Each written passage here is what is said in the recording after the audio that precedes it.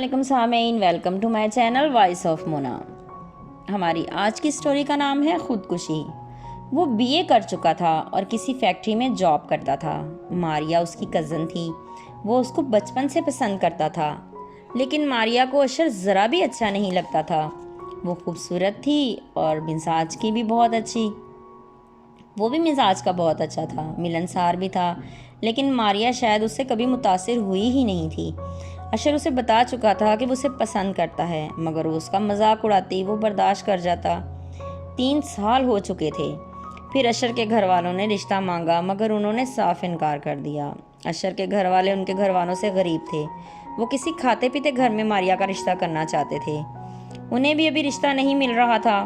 اشر نے گھر میں بول دیا کہ میرا رشتہ نہ کیا تو میں خودکشی کر لوں گا۔ انہوں نے بات کو سن کے انسنا کر دیا۔ پھر اشر بھی چپ کر گیا۔ وہ ماریا کو بولتا تم مجھے کبھی نہیں بھول سکو گی، میں ایسا کروں گا۔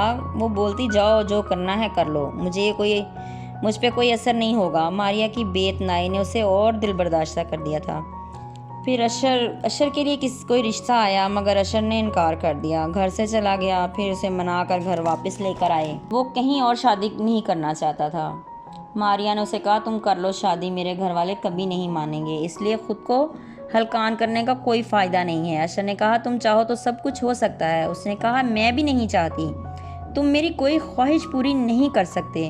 مجھے تو امیر شخص سے شادی کرنی ہے جو میری ہر خواہش پوری کر سکے اور میں پرسکون ہو کر زندگی گزار سکوں۔ تمہارے پاس ہے کیا؟ 2 کوڑے کی اوقات نہیں ہے تمہاری۔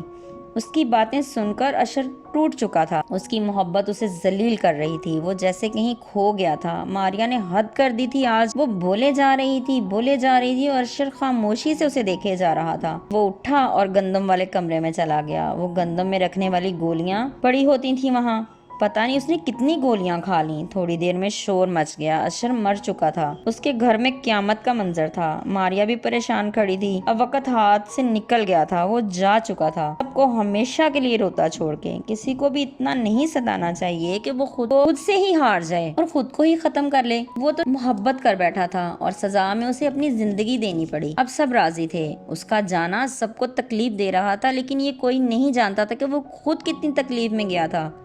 اس کی ہمت ہی ختم ہو چکی تھی۔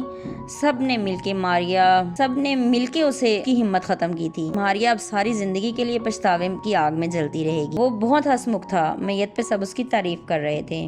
میں سوچ رہی تھی اسے اتنا دھتکارا کہ وہ مر گیا، اب کیا فائدہ اس کی تعریفوں کا؟ لوگ بھی ظالم ہیں، زندہ کی تو قدر نہیں کرتے اور مرنے والے کی تعریفیں کرتے ہیں۔ آج کے ماریا اپنی زبان کو ذرا صحیح طریقے سے استعمال کر لیتی، ذرا سوچ کے بول لیتی تو آج وہ زندہ ہوتا، مگر اس کو اکڑ تھی، اس کی اکڑ تو گئی۔ اشر کی دنیا اور آخرت دونوں خراب ہو گئیں۔ وہ بھی سمجھدار ہوتا تو ایسی حرکت نہیں کرتا۔ کسی فضول سی لڑکی کے لیے اس نے اپنی زندگی برباد کر لی۔ اگر اس کو اس کا احساس ہوتا تو وہ اس کے ایسے الفاظ ہی نہ بولتی۔ جیتے رہیے، خوش رہیے۔ ملتے ہیں اگلی کہانی کے ساتھ۔